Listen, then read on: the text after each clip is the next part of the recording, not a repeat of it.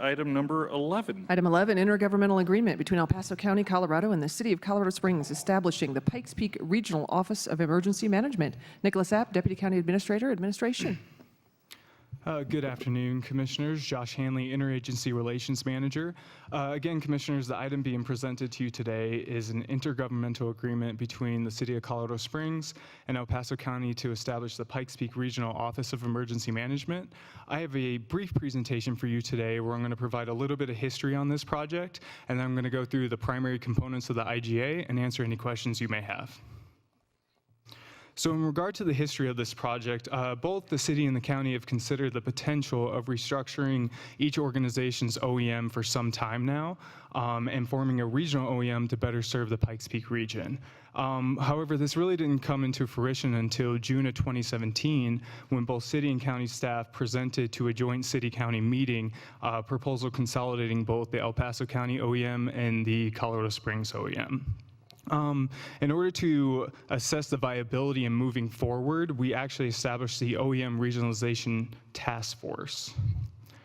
So we had 17 regional representatives who were on this regionalization task force who are listed here. So I just want to take this moment to thank all these individuals for their hard work and dedication throughout this process. And of course, a special thanks to our commissioner representatives, Commissioner Gonzalez and Commissioner Vanderwerth. And I also want to thank Sheriff Elder for his participation as well. You guys have been very supportive.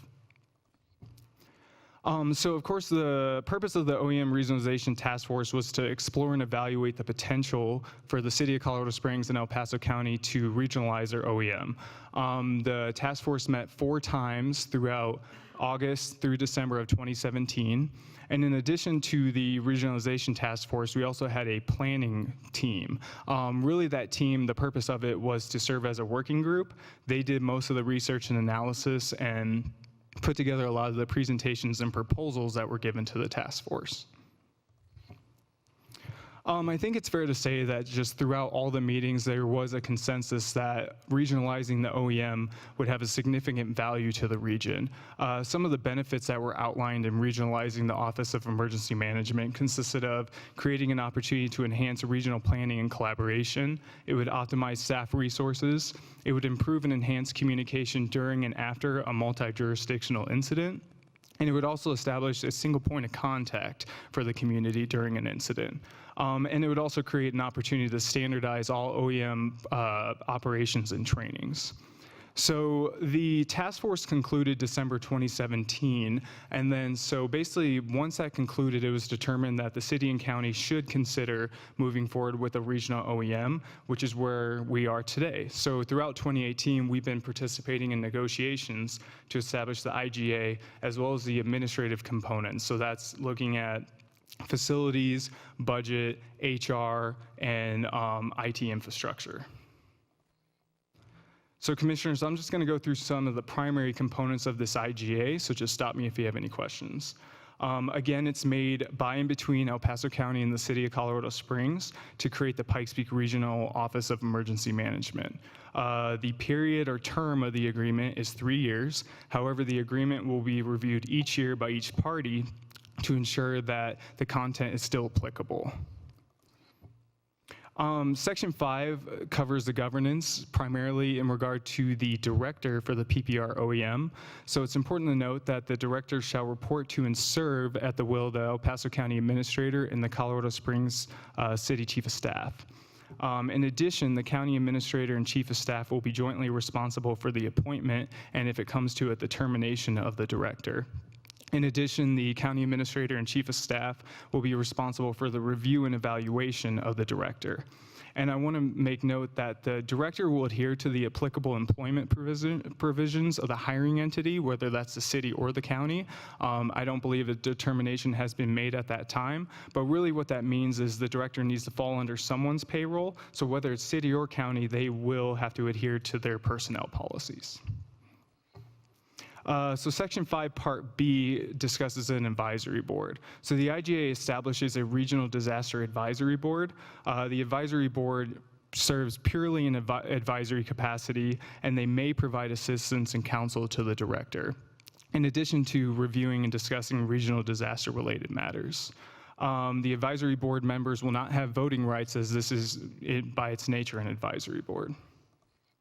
So in regard to the composition of the advisory board, it will be made up of 9 members and 1 ex officio member. The members are listed here, so I'll just briefly go through them.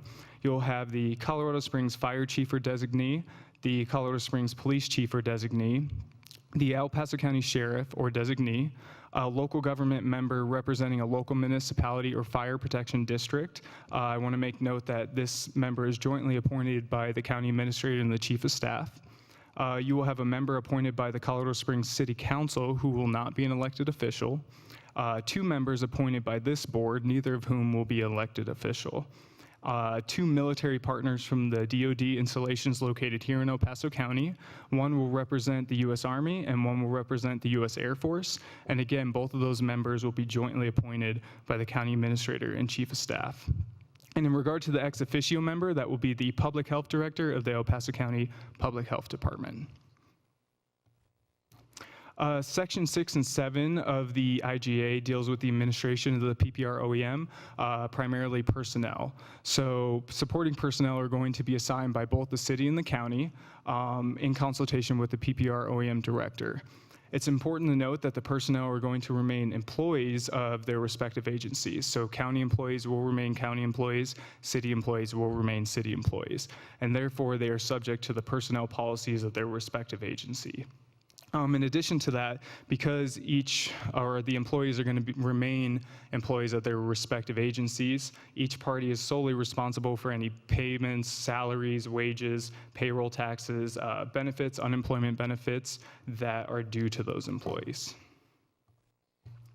So Section 8 and 9 deals with the funding and the fiscal agent component of this agreement. The city and the county, for their respective budgets and grant funding, will act as the fiscal agent for the PPR OEM. In addition, all funding necessary to maintain the operation will be provided by both the city and the county. And the IGA states that each party agrees to fund 50% of the PPR OEM budget.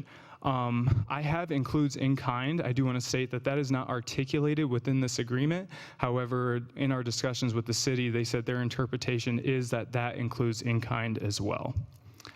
The budgets associated with each agency will be approved through your respective budget process. So really nothing will change for this board. Really what will change is the director will be responsible for coordinating with the CFO at the city and county to ensure that these budgets truly are equal at a 50-50 ratio.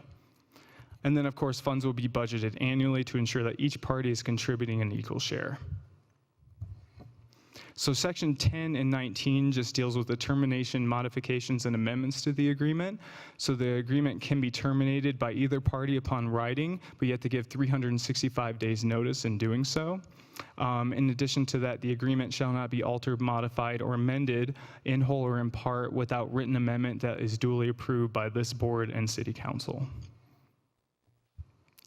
So commissioners, that is just a brief overview of the history of how we got to where we are today and the main components of the IGA, and I'm happy to address any questions you may have.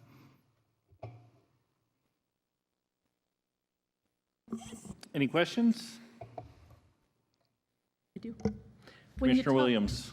When you talked about in-kind, what kind of items did you discuss? Was that trucks or? Correct. So it would be any kind of non-cash items that would be going towards the PPR OEM. So anything that would be considered in kind based on standard accounting principles will be included in that. So say the county were to provide a facility or anything like that, any in kind would be included in that 50-50 ratio. So if you look at those budgets, if you're looking at cash, it may not be exact because either the city or county are providing other contributions to that. Okay. And then once something, for example, say we bought a truck, and does it then become the property of the OEM, or is it still the property of El Paso County? So right now it's dependent on which legislate or which body purchases that truck. Okay. It will fall under the PPR OEM. However, if that fell under the county's budget to purchase that truck for that given year, say you were to terminate the agreement, all the assets will then be distributed back to those parties based on who purchased that. I could envision this changing in the next 12 to 24 months. Just, we want to get it established to see what works. However, for right now, if the county were to purchase those, it would be a county truck. Okay, thank you. Yeah. Any further questions? All right, seeing none, I'd entertain a motion. I move for approval.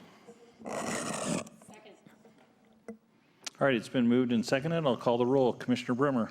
Aye. Commissioner Vanderwerf. Aye. Commissioner Williams. Aye. Commissioner Gonzalez. Aye.